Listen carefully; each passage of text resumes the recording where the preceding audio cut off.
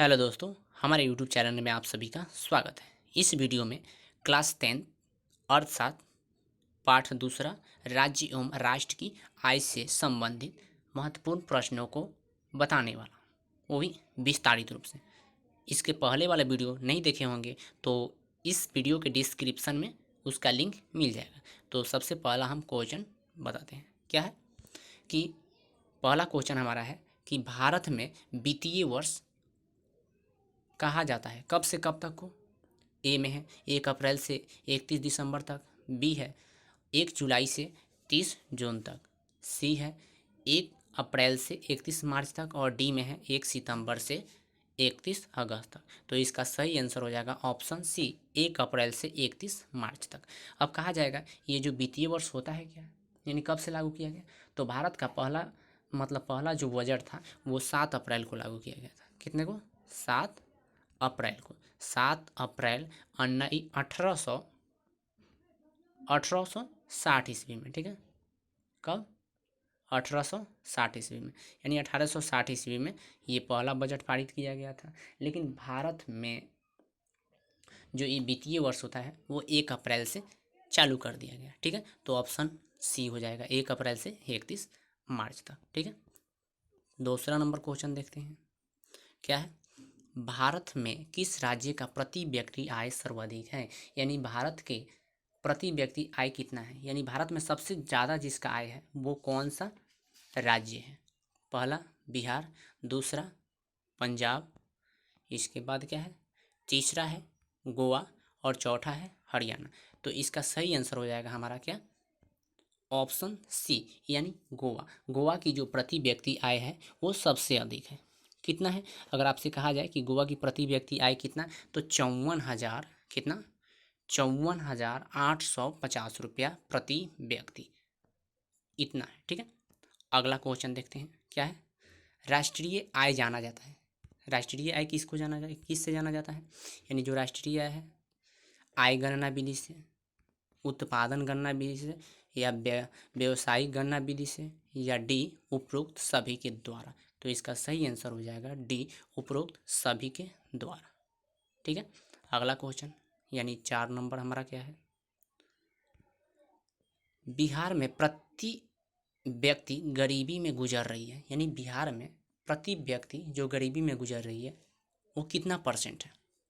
तो इसका option A में है 41.4%, ऑप्शन बी में है 42.3%, 51.4% और 61.4%। तो इसका सही आंसर हो जाएगा ऑप्शन ए, 41.4%। ठीक है, यानी इतनी जो व्यक्तियों की जो प्रति व्यक्ति, मतलब इतने व्यक्तियों जो हैं वो 100% में से इतना परसेंट व्यक्ति गरीबी रेखा के अंदर गुजर रहे हैं। ठीक है, चलिए 5 नंबर है, बिहार में किस जिले की प्रति व्यक्ति आय सबसे कम है, यानी कौन सा राज्य है जिसका प्रति व्यक्ति आय सबसे कम है। ए नालंदा, रोहतास, सी में है सीवान और डी में है शिवहर। तो इसका सही आंसर हो जाएगा हमारा शिवहर। अब कहा जाएगा कि शिवहर में प्रति व्यक्ति आय कितना है, कितना नहीं है। तो एक्चुअली अभी का हम बात करें, यानी 2011 से 12 के बीच में जो बजट था उस हिसाब से शिवहर का जो आय है कितना हो गया, 70,992, सॉरी 7,092 रुपया हो गया। ठीक है, जो इस समय के हिसाब से अगर हम बात करते हैं तो। ठीक है, यानी 2011 से 12 के बीच। चलिए अगला क्वेश्चन, राष्ट्रीय आय समिति का गठन कब किया गया था। ठीक है, तो ऑप्शन ए है 1950, बी में 1949, सी में है 1948 और डी है 1960। तो इसका सही आंसर हो जाएगा 1949 ईस्वी। ठीक है, अगर दिया होगा 1948 से 1949 दिया होगा। ठीक है, 1948 से 1949 दिया होगा तो वो भी हमारा सही है। ठीक है, चलिए 7 नंबर क्वेश्चन देखते हैं। तो 7 नंबर क्या है, 7 नंबर क्वेश्चन, इनमें से कौन एक बीमारू राज्य नहीं है, यानी बीमारू राज्य। तो देखिए ऑप्शन ए है बिहार, बी है मध्य प्रदेश और सी है कर्नाटक और डी है उड़ीसा। तो इसका सही आंसर हो जाएगा हमारा क्या, ऑप्शन सी कर्नाटक। देखिए बिहार में, भारत में ऐसे 4 राज्य हैं जो कि बीमारू राज्य के नाम से जाने जाते हैं। बिहार, मध्य प्रदेश, राजस्थान और उत्तर प्रदेश। ठीक है, तो सबसे पहले ये एक आशीष बोस जो थे, उन्होंने 1908 ईस्वी में, सॉरी 1918 ईस्वी में, कितना में, सॉरी 1980 ईस्वी में, हो 1980 ईस्वी में जो आशीष बोस थे, उन्होंने एक खत के द्वारा, क्या नाम था वो, राजीव गांधी, हाँ राजीव गांधी को बताए हुए थे कि ये जो 4 राज्य है वो बीमारू राज्य से संबंधित है, यानी बीमारू राज्य। बीमारू राज्य कहने का मतलब सकल घरेलू उत्पादन की जो जो वृद्धि होगा वो, उसमें क्या हो, कमी आ जाए, उसी को हम क्या कहते हैं, बीमारू राज्य कहते हैं। ठीक है, यानी जिसको जीडीपी बोला जाता है। अगला है 8 नंबर, निम्नलिखित में से बिहार में किस जिले की प्रति व्यक्ति आय सर्वाधिक है। यानी बिहार का कौन सा ऐसा जिला है जिसमें प्रति व्यक्ति आय सबसे अधिक है। ठीक है, ऑप्शन ए है भागलपुर, बी है पटना, बी में है पटना, सी में है गया और डी में है रोहतास। तो इसका सही आंसर हो जाएगा हमारा ऑप्शन बी, ऑप्शन बी हो जाएगा। अब कहा जाएगा कितना है, तो अभी 2011 से 12 के अनुसार 63,063 रुपया है। ठीक है, अभी के हिसाब से 63,063 रुपया है। लेकिन कहा जाए कि इसके पहले, यानी जो भी कितना से कितना अभी सर के, जैसे कि इसके पहले अगर नहीं बताया जा सकता है। ठीक है, खैर यहाँ तक ले कन्फर्म हो गया। 9 नंबर में है कि क्या, वास्तविक राष्ट्रीय आय वार्षिक शुद्ध उत्पादन का वह भाग जिसका उस वर्ष प्रत्यक्ष रूप से उपभोग किया जाता है। राष्ट्रीय आय की यह परिभाषा किसने दी थी। ठीक है, किसने दिया था, ऑप्शन ए है मार्शल ने, बी है फिशर ने, सी है पिगू ने और डी है इनमें से कोई नहीं। तो इसका सही आंसर हो जाएगा हमारा ऑप्शन बी, यानी मार्शल। जो प्रोफेसर मार्शल जो थे, उन्होंने ये बात बताई हुई थी। ठीक है, अगला 10 नंबर क्वेश्चन है, बिहार राज्य की कितनी प्रतिशत जनसंख्या कृषि पर आधारित है। तो option A 80, B 86, D C 70 और डी है जो कि 62 है। तो इसका सही आंसर हो जाएगा हमारा ऑप्शन बी 86%। ठीक है, 11 नंबर है क्वेश्चन हमारा, राष्ट्रीय आय का अर्थ होता है, राष्ट्रीय आय का अर्थ क्या होता है, सरकार की आय, सार्वजनिक उपकरणों की आय, पारिवारिक आय या डी उत्पादन के साधनों की आय। तो इसका सही आंसर हो जाएगा ऑप्शन डी उत्पादन के साधनों की आय। ठीक है, 12 नंबर क्वेश्चन देखते हैं। 12 नंबर क्वेश्चन हमारा क्या है, बिहार की अर्थव्यवस्था में प्राथमिक क्षेत्र का अंग है, यानी प्राथमिक क्षेत्र का अंग कौन सा है बिहार में। ठीक है, तो ऑप्शन ए दिया है निर्माण, बी में है कृषि और सी में है परिवहन और डी में है व्यवसाय, व्यापार। ठीक है, तो इसका सही आंसर हो जाएगा हमारा ऑप्शन बी, क्या, कृषि, यानी कृषि पे। ठीक है, अगला क्वेश्चन 13 नंबर हम देखते हैं। तो 13 नंबर हमारा क्वेश्चन क्या है, प्रत्यक्ष कर के अंतर्गत निम्न में से किसे शामिल किया गया है। यानी प्रत्यक्ष कर के अंतर्गत निम्न में से किसे शामिल किया गया है। ऑप्शन ए है आयकर को, बी में है उत्पादन को, डी में है इनमें से कोई नहीं और सी में है बिक्री को। ठीक है, तो इसका सही आंसर हो जाएगा हमारा आयकर को शामिल किया गया। ठीक है, चलिए 14 नंबर क्वेश्चन है हमारा क्या, कि योजना काल में भारत की औसत वार्षिक विकास दर रही है। ऑप्शन ए 3.5%, बी 4.2%, सी 6.5% और डी है 7%।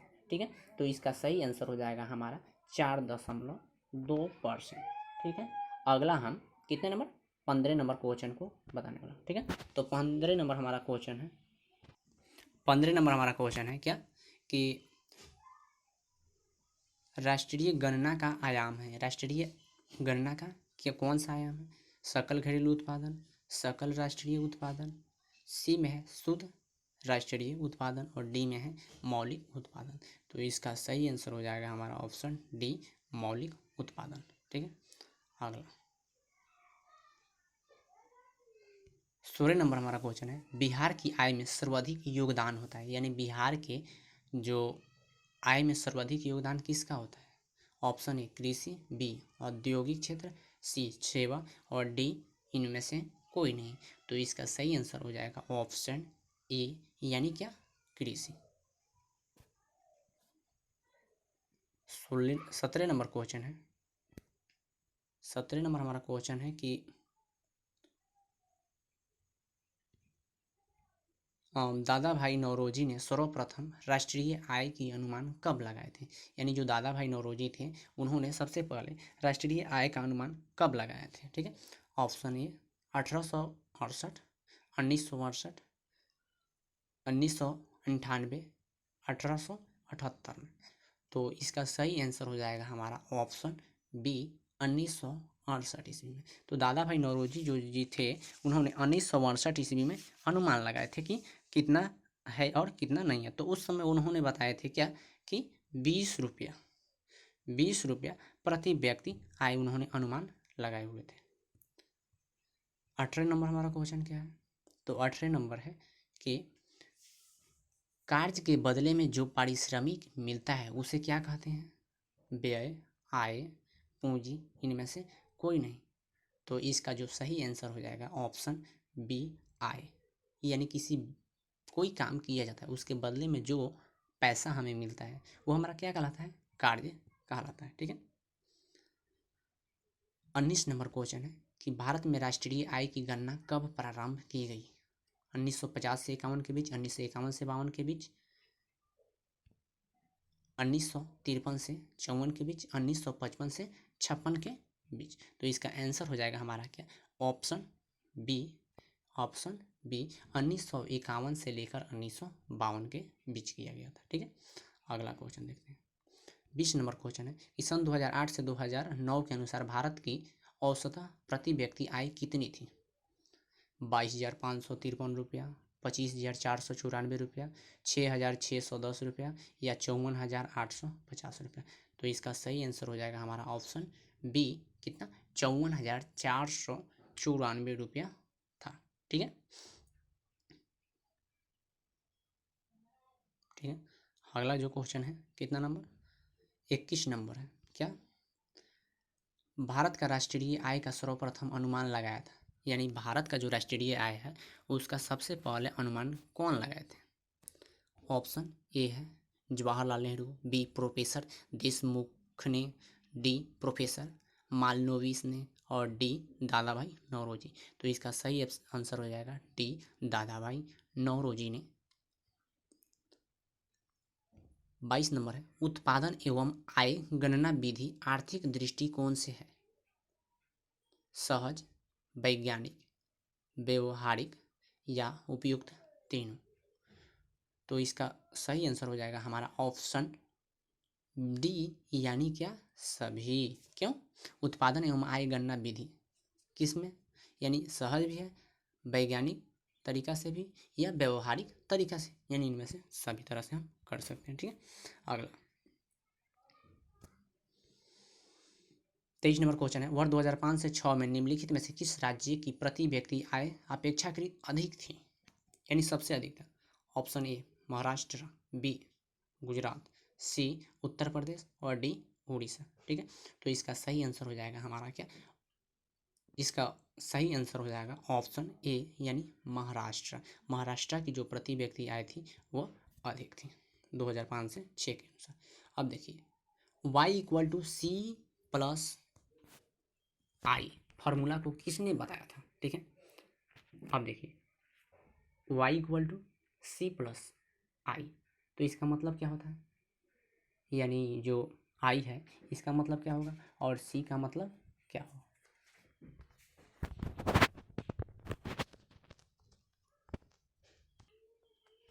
तो यहाँ y का मतलब हो गया, यानी जो y है इसका मतलब क्या हो जाएगा? राष्ट्रीय आय। सी का मतलब हो जाएगा उपभोग व्यय, और जो I है I का मतलब हो जाता है विनिमय। ठीक है, तो ये फॉर्मूला किसने बताया था? ऑप्शन ए प्रोफेसर केन्स ने, बी प्रोफेसर फिशर ने, सी प्रोफेसर मार्शल और डी प्रोफेसर पिगू। तो इसका सही आंसर हो जाएगा हमारा ऑप्शन ए प्रोफेसर केन्स, यानी प्रोफेसर जो केन्स थे उन्होंने ये फॉर्मूला दिए थे। ठीक है, अगला क्वेश्चन हम 25 नंबर देखते हैं। क्या है? एक देश इसलिए गरीब है क्योंकि वह गरीब है, जिसका किस अर्थशास्त्री ने यह कथन दिया था? प्रोफेसर बिनसोल ने, प्रोफेसर या मो यूनुस ने, या मन्यंत्र सेन ने, या डी में रैगनर नर्कस। तो इसका सही आंसर हो जाएगा हमारा रैगनर नर्कस। इन्होंने बोला था कि गरीबी गरीबी को जन्म देता है। ठीक है, अगला 26 नंबर क्वेश्चन है, गरीबी के कुचक्र को किसने परिभाषित किया था? ऑप्शन ए रैगनर नर्कस ने, बी प्रोफेसर केन्स ने, सी प्रोफेसर फिशर, या डी इनमें से कोई नहीं। तो ऑप्शन ए रैगनर नर्कस ने किया था। ठीक है, अगला क्वेश्चन 27 नंबर। तो 27 नंबर हमारा क्वेश्चन क्या है? बिहार में कुल घरेलू उत्पादन कितना प्रतिशत होता है? ठीक है, ऑप्शन ए 8.03%, 9.03%, 11.03%, या डी 10.03%। तो इसका सही आंसर हो जाएगा 11.03%। ठीक है, अगला 28 नंबर क्वेश्चन है कि निम्न में से कौन सा भारतीय राज्य गरीब के कुचक्र का शिकार है? केरल, कर्नाटक, बिहार, हरियाणा। तो इसका सही आंसर हो जाएगा हमारा ऑप्शन सी, यानी बिहार। जो बिहार है वो हमारा क्या है कि भारतीय राज्य गरीबी से जूझ रहा है, यानी गरीबी के क्षेत्र में ही है। ठीक है, अगला 29 नंबर क्वेश्चन। 29 नंबर हमारा क्वेश्चन है क्या? केंद्रीय सांख्यिकी संगठन की स्थापना कब की गई थी? 1951, 1950, 1969, या इनमें से कोई नहीं। तो इसका सही आंसर हो जाएगा हमारा क्या? 1951 में। ठीक है, 30 नंबर हम क्वेश्चन देखते हैं। भारत में सबसे कम आय वाला राज्य कौन है? यानी कौन सा ऐसा राज्य है जिसकी आय सबसे कम है, यानी भारत में सबसे कम आय वाला राज्य कौन सा है? Option A Goa, option A Goa, option B में है महाराष्ट्र, सी में है बिहार, और डी में है पंजाब। तो इसका सही आंसर हो जाएगा क्या हमारा? बिहार। ठीक है, अगला क्वेश्चन हम लोग देखते हैं। अगला कितना नंबर? तो अगला हमारा है 31 नंबर। तो 31 नंबर हमारा क्वेश्चन क्या कह रहा है? अगर मान लीजिए अगर आय के बारे में अगर पूछा जाए, एक मिनट यहाँ देख लेते हैं क्या, यानी जो बिहार का जो आय बोला गया है। ठीक है, तो बिहार का जो आय है 2005 से हम बात करते हैं, यानी 5 से कितना के बीच, 6 के बीच, 2005 से 6 के बीच जो बिहार का वो प्रति व्यक्ति आय जो थी वो कितनी थी? अरे 6,610 रुपया थी। ठीक है, लेकिन वही हम यानी 6,610 रुपया थी, लेकिन वही अगर हम बात करते हैं कितना से 2008 से 2000 कितने बीच 9 के बीच, तो 2008 से 2009 के बीच जो आय थी वो हो गई थी हमारा कितना? 25,494 रुपये। ठीक है, चलिए तो 31 नंबर हमारा क्वेश्चन क्या है कि राष्ट्रीय आय में वृद्धि होने से प्रति व्यक्ति आय में डैश होती है। चलिए ऑप्शन देखते हैं क्या क्या दिया गया है। कमी हो जाएगा, वृद्धि हो जाएगा, स्थित हो जाएगा, या संतुलन रहेगा। तो देखिए यहाँ हमसे ऑप्शन क्वेश्चन किया गया है कि राष्ट्रीय आय में वृद्धि होने से प्रति व्यक्ति आय, यानी राष्ट्र की जब आय में वृद्धि होने लगेगा तो क्या प्रति व्यक्ति आय में वृद्धि नहीं होगा? तो बोलेंगे कि नहीं, वृद्धि होगा। जब प्रति व्यक्ति आय में वृद्धि नहीं होगा तो राष्ट्र के या राज्य की वृद्धि कैसे हो संभव होगी? ठीक है, 32 नंबर क्वेश्चन है, निम्नलिखित में से कौन सा देश विकसित अर्थव्यवस्था का उदाहरण है? यानी कौन सा ऐसा देश है इसमें जो विकसित अर्थव्यवस्था के अंतर्गत आता है? नेपाल, बांग्लादेश, श्रीलंका, या डी ब्रिटेन। तो इसका सही आंसर हो जाएगा ब्रिटेन। 33 नंबर क्वेश्चन है क्या? राष्ट्रीय आय में सम्मिलित है। कौन सा है? घरेलू उद्योगों की आय, विदेशी से प्राप्त आय, ऑप्शन ए एंड बी दोनों, या डी इनमें से कोई नहीं। तो देखिए कहने का मतलब है राष्ट्र का आय कौन कहलाएगा? अब मान लीजिए जो घर से उत्पादन हो वो भी, यानी घरेलू, जो विदेशी वस्तुओं प्राप्त की जाती है वो भी, यानी ऑप्शन सी हमारा सही हो जाएगा। ठीक है, यानी ए और बी दोनों।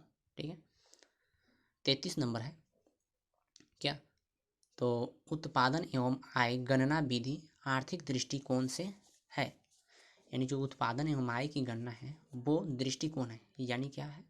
दृष्टिकोण मतलब सरल है या वैज्ञानिक तरीका से है या व्यावसायिक स्तर पर है या उपयुक्त, सभी है। तो देखिए जो उत्पादन एवं आय की जो गणना विधि है वो सभी तरह से है। क्यों? थोड़ा सहज भी है, हम लोग आसानी से कर भी लेते हैं, या वैज्ञानिक का भी उसमें मदद किया जाता है, यानी वैज्ञानिक के द्वारा उत्पादित की गई वस्तुओं का, या और भी क्या है, व्यवहारिक व्यवहारिक रूप से, या इनमें से सभी। तो आंसर हमारा हो जाएगा डी, यानी इनमें से सभी, यानी तीनों हो जाएगा। ठीक है, 34 नंबर हमारा क्वेश्चन है क्या कि लीची का विश्व में सबसे बड़ा उत्पादन कौन सा देश है? भारत, नेपाल, रूस, अमेरिका। तो इसका सही आंसर हो जाएगा हमारा क्या? ऑप्शन ए, भारत, यानी लीची उत्पादन करने में भारत मेरा पहला स्थान पे है। ठीक है, तो इस प्रकार से ये हमारा क्वेश्चन खत्म हुआ। ठीक है, तो मिलते हैं नेक्स्ट वीडियो में।